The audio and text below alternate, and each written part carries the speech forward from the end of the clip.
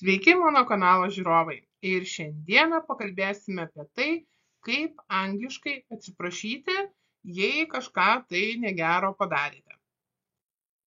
Taigi, patys paprasčiausi ir pats paprasčiausias atsiprašymas, tai ką mes tikriausiai išmokstame dar net nemokėdami anglų, net nesimokydami anglų kalbos, tai yra I'm sorry.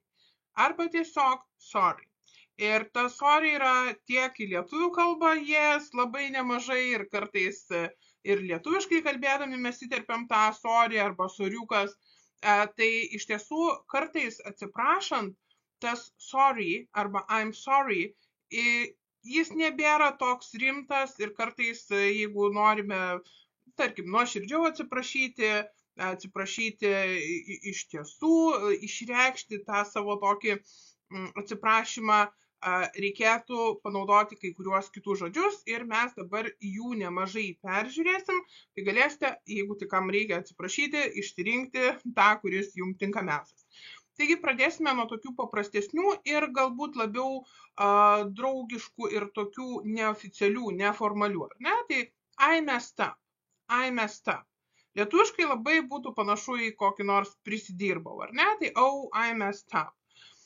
My mistake ir my bad, taip pat jie įprastai yra naudojami neformaliai ir dažniausiai tada, kai tas atsiprašymas jisai nėra toks labai rimtas, kai ta problema nėra labai didelė.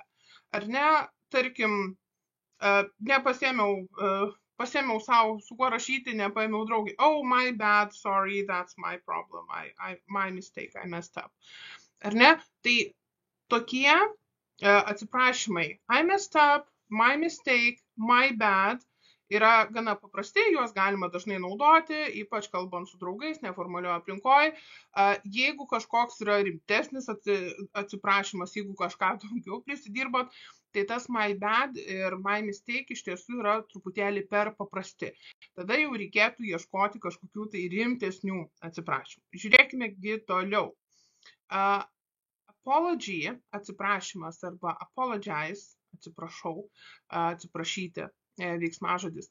Tai su juo taip pat gali būti ne viena frazė ir ne vienas variantas, kaipgi atsiprašyti. Taigi pats paprasčiausias I apologize. I apologize. Ne? Tai reikštų tą patį, ką atsiprašau. Please accept my apologies. Please accept my apologies. Tarsi priimkit mano atsiprašymą.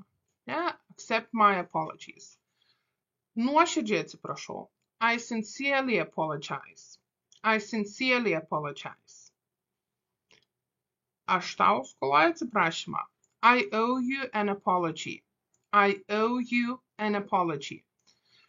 Su apologize visi atsiprašymai yra kiek rimtesni negu paprastas I'm sorry, tai jau galima juos naudoti rimtesnėse situacijose ir ypač I owe you an apology, jeigu mes norim atsiprašyti, pradedam pasakoti, už ką atsiprašom, ar ne, tai yra visai puikiai frazė pradėti tą visą pasakojimą, kuo aš dabar nusikaltau. Pažiūrėkime į dar keletą variantų. I didn't mean to offend you. I didn't mean to offend you. Nenorėjau tavęs įžeisti arba įskaudinti. I didn't mean to offend you. Can you forgive me? Ar gali man atleisti? Can you forgive me? Please forgive me. Ne, tiek can you forgive me, tiek please forgive me. Ar gali man atleisti? Prašau atleisk man. Jie yra labai panašus. I feel terrible about what happened. I feel terrible about what happened. Šiuo sakiniu ar ne išreiškime, kaip jaučiamės. Aš jaučiuosi siaubingai dėl to, kas nutiko.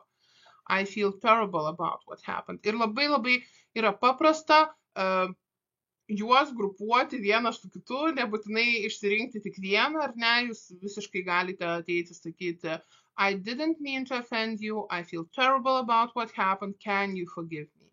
Ne, galima sudėti keletą sakinių ir naudoti juos, kaip tik jums patinka. Pažiūrėkime dar į kelis variantus. How can I make it up for you? How can I make it up to you? Kaip man tau atsilyginti? How can I make it up to you? I'm truly sorry for my actions. Aš tikrai atsiprašau Tikrai apgailestauju dėl savo veiksmų. I'm truly sorry for my actions. I didn't intend for that to happen. I didn't intend for that to happen. Aš neketinau, kad taip nutiktų, ar ne? Aš neketinau kažko tai padaryti, kad taip nutiktų. I didn't intend for that to happen. Ir keliaukime prie paskutinių 3. I regret what I did. I regret what I did. Aš gailiuosi dėl to, ką padariau. It was my fault. Tai buvo mano kaltė. It was my fault.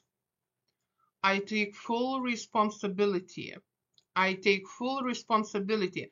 Aš prisiemu pilną atsakomybę. Šitas toksai galbūt pats oficialiausias ir dažnai išgirstame, tarkim, iš kažkokių tai politikų arba išgirstame iš kažkokios tai įmonės, kuri kažką negero padarė, vadovų, kurie prisiema atsakomybę dėl kažkokio tai įvykio, dėl kažkokio tai atvejo. Tai I take full responsibility.